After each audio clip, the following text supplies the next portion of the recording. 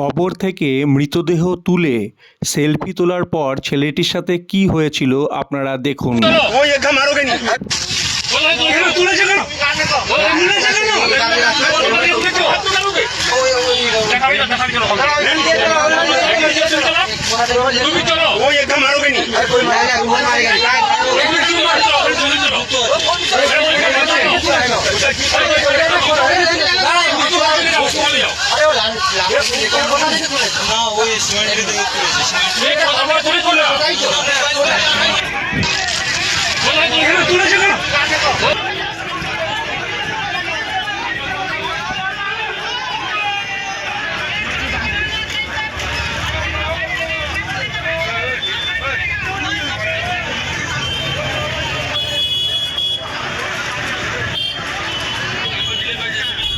কবরস্থান মানে একটি শান্তিপ্রিয় জায়গা।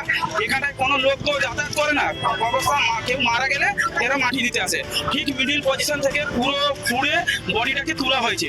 বডিটাকে তুলে ওর একটা বাঁশ দিয়ে ওটাকে ঘিরে, মানে ওই ব্যক্তিটা কি করেছে, এ নিয়ে যাওয়ার উদ্দেশ্য না, কিন্তু এটাকে রেখে দিয়ে পালানোর সাথে, যাতে আমরা পরে জানতে পারবো, আমরা যখন দেখতে পারবো একটা লাশ তোলা আছে, তাহলে ভাবো নিশ্চয়ই কোনো হিন্দু ভাই এখান থেকে লাশটাকে তুলেছে, তাহলে আমাদের মধ্যে একটা বিভেদ সৃষ্টি হবে। দিলে আমরা এখানে মারপিট খুনাখুনিতে আমরা চাই স্যার আমাদের মধ্যে, গ্রামের মধ্যে সবকিছু শান্তি থাক। আমরা চাইছি এই মানুষটার পিছনে কে পাঠিয়েছে বা আমাদের এই শান্তিপ্রিয় গ্রামে কে এত শান্তি লাগানোর চেষ্টা করেছে।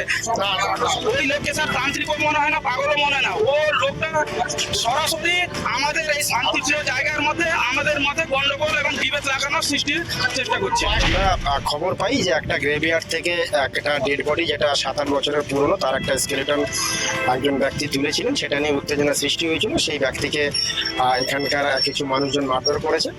আমরা সেই ব্যক্তিটাকে উদ্ধার করে হসপিটালে পাঠিয়েছি। পেশেন্টের অবস্থা খুব সিরিয়াস আছে।